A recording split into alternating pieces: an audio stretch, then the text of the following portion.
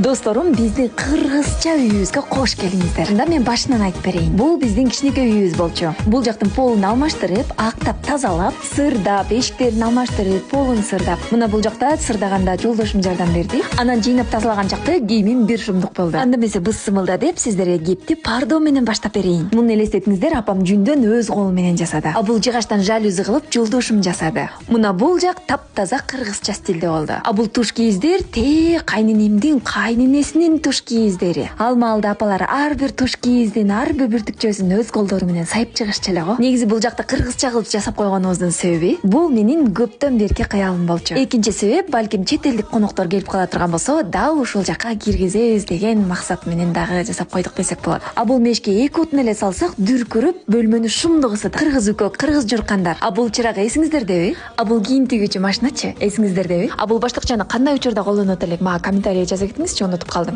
Бул жаргылчак балачакты эстетет да. Бул ат баштык. А булар илгертен бери келе жаткан сок билек, челектер.